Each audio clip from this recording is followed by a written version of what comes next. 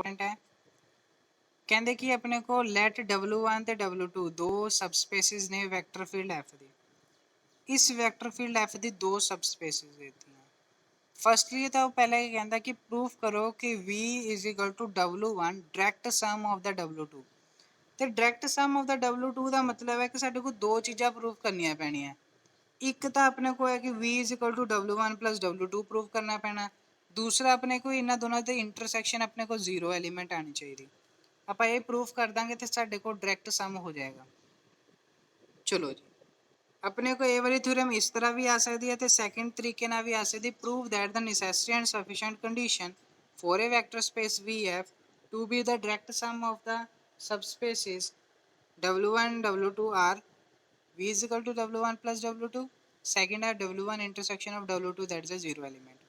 दोनों अपने को स्टेटमेंट ने जिस मर्जी तरीके ना आ सकती है पेपर दे विच, ते तुसी अपनी तैयारी रखनी है कि तुहानू पता होना चाहिए कि की क्वेश्चन आएगा तो किस तरह आप सोल्व करना है।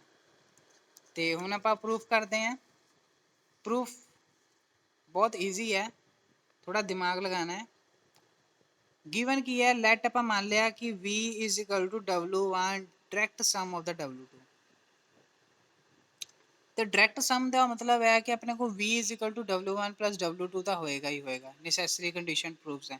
क्यों होएगा हम देखो, आप क्या see by the definition of direct sum कि हर एक एलीमेंट है आप V सैट का कोई भी एलीमेंट लैवांगे उन्होंने यूनीकली एक्सप्रैस कर सकते हैं। मैं वही गल कर रहा कि इतने यूनीकली वर्ड वेरी इंपॉर्टेंट है, तो यूनीकली वर्ड छड्डना नहीं है।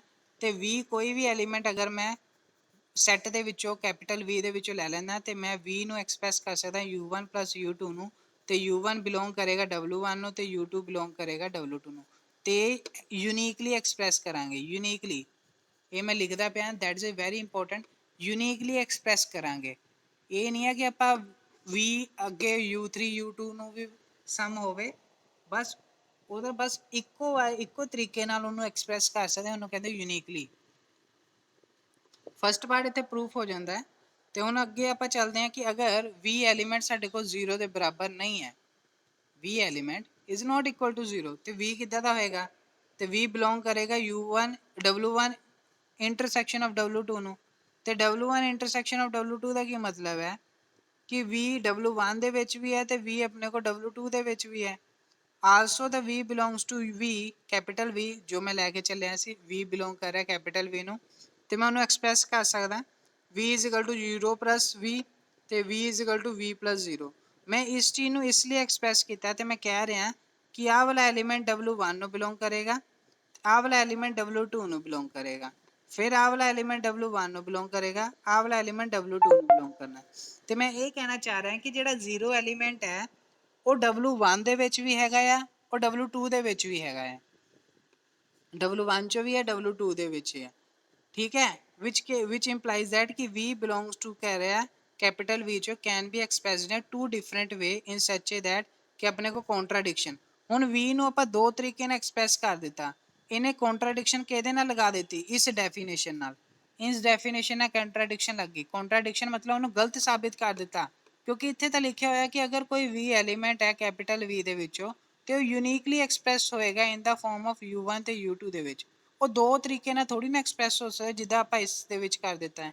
इट मीनस कि इतने कॉन्ट्राडिक्शन हो गई, तो कॉन्ट्राडिक्शन हो गई इट मीनस कि जोड़ा V है वो 0 के बराबर जोड़ा आप लिया सी वो गलत मनिया गया है। इट मीनस कि V 0 के बराबर होएगा, तो V 0 के बराबर होएगा तो W1 इंटरसैक्शन को बिलोंग करेगा, तो साढ़े को इतने प्रूफ हो जाएगा।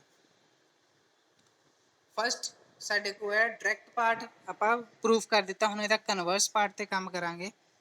कन्वर्स पार्ट की है जो आप ऊपर प्रूफ किया हूँ साढ़े को गिवन है, तो आप प्रूफ करना है कि अपने को V is equal to W1 direct sum of the W2। हुण आप ये प्रूफ करना है, आप V ले लिया that is equal to W1 plus W2 और W1 तो W2 के विच इंटरसैक्शन है और 0 एलीमेंट दी है, तो W1 W2 they are the subspaces of VF।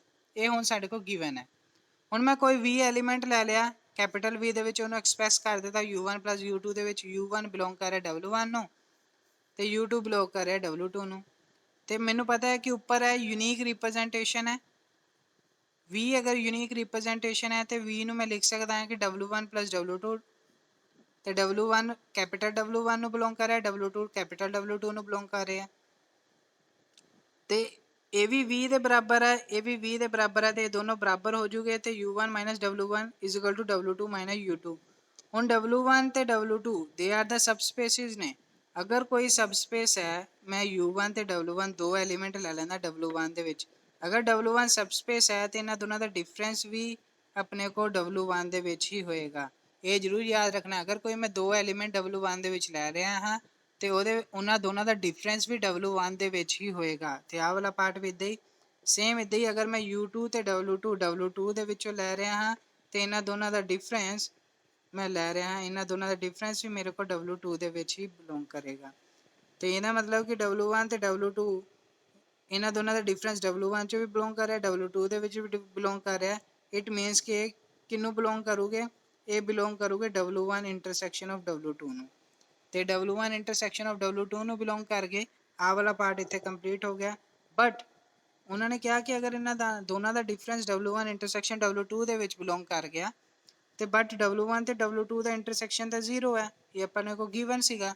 ਇੱਥੇ ਕੌਂਟਰਾਡਿਕਸ਼ਨ ਹੋ ਗਈ, ਕੌਂਟਰਾਡਿਕਸ਼ਨ ਹੋ ਗਈ। ਇਟ ਮੀਨਸ ਕਿ ਅਗਰ ਇਹ 0 ਦੇ ਬਰਾਬਰ ਹੈ W1 minus U1 is equal to 0 ਤੇ U2 minus W2 is equal to 0। It means कि U1 W1 ਦੇ ਬਰਾਬਰ ਹੈ ਔਰ U2 W2 ਦੇ ਬਰਾਬਰ ਹੈ।